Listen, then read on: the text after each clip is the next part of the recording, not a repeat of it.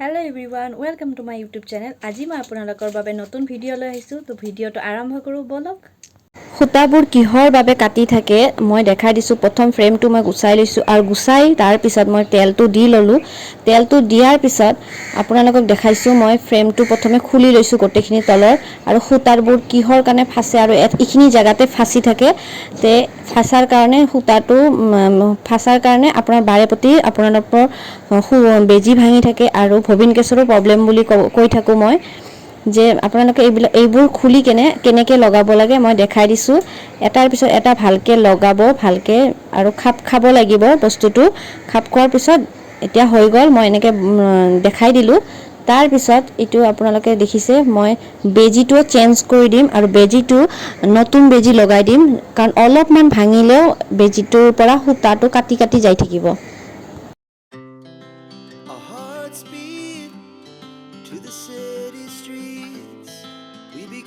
এতিয়া মই নতুন এটা বেজি লগাই দিছোঁ আৰু নতুন বেজি লগোৱাৰ পিছতো আপোনালোকৰ যদি সূতাবোৰ কাটি কাটি যাই থাকে তাৰপিছত ভবিন কেছৰ পৰা তলৰ সূতাটো বেয়া হৈ থাকে বা ওপৰৰ সূতাটো চিলোৱাতে বেয়া হয়, সেইবাবে আপোনালোকে নতুন ভবিন কেছো ল'ব পাৰে আৰু নতুন বেজিও লগাই ল'ব পাৰে। তাৰপিছতো আপোনালোকে এইটো চেক কৰি চাব পাৰে যে চিলাই কৰি কৰি চাব আৰু টেনশ্যনটো টাইট ঢিলা কৰি বাৰে প্ৰতি চাই থাকিব লাগিব, তেতিয়াহে আপোনাৰ চিলাইটো পূৰা পাৰফেক্ট হ'ব আৰু বেয়া নহয়।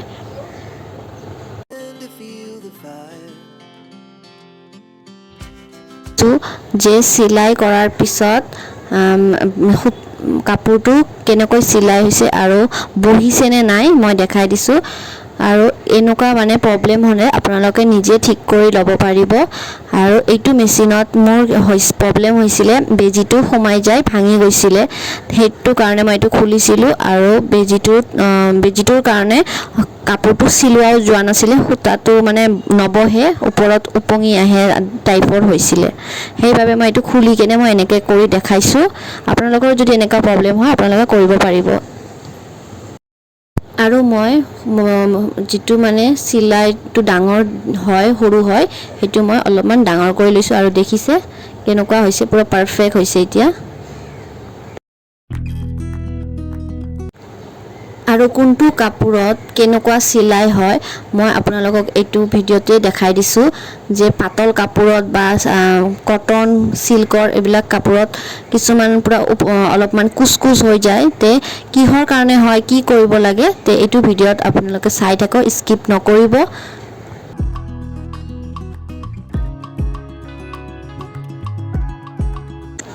এইটো কাপোৰত আপোনালোকে টেনশ্যনটো টাইট দি থাকিব, অলপমান টাইট দি দেখিছে এতিয়া পূৰা পাৰফেক্ট চিলাই হৈছে এইটো কাপোৰত।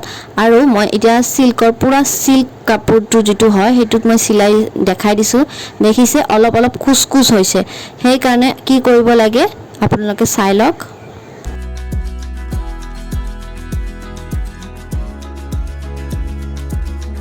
তলৰ সূতাটোও অলপমান কুচ হৈ আছে আৰু ওপৰৰ সূতাটোও কুচ হৈ আছে, কিহৰ বাবে হৈ আছে দেখিছে। এইটো টেনশ্যনটো টাইট দিব লাগিব আৰু ভবিন কেছটো চেঞ্জ কৰিব লাগিব, নতুন ভবিন কেছ দিব লাগিব। তাৰপিছত আপোনালোকৰ এইটো চিলাইটো কাপোৰত বহিব, পূৰা চিধা হ'ব। বাৰে প্ৰতি কৰি কৰি চাব লাগিব আৰু টেনশ্যনটো টাইট ঢিলা কৰি থাকিব লাগিব, তাৰপিছতহে আপোনাৰ চিলাইটো পাৰফেক্ট হ'ব।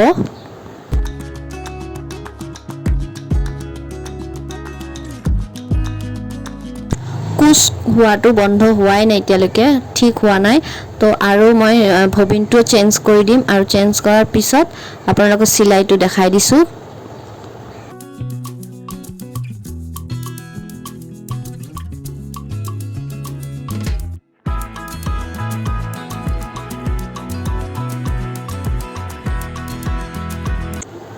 টেনশ্যনটো পূৰা অলপমান টাইট দি চাই ল'ব লাগিব যে চিলাইটো বহিছেনে নাই আৰু ভবিনটো চেঞ্জ কৰি দিছোঁ।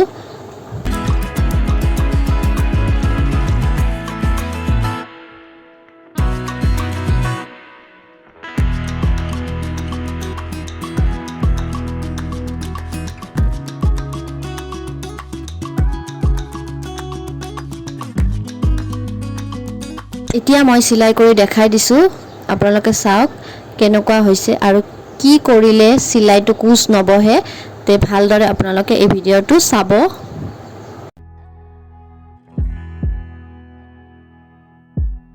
এতিয়া পুৰা ধুনীয়াকৈ হৈ গৈছে আৰু কুচ হোৱা নাই তলফালে হোৱা নাই আগফালে হোৱা নাই তে এনেকৈ কৰি আপোনালোকে ঠিক কৰিলে ঠিক হৈ যদি ভিডিঅ'টো ভাল লাগিছে লাইক শ্বেয়াৰ কমেণ্ট ছাবস্ক্ৰাইব কৰি দিব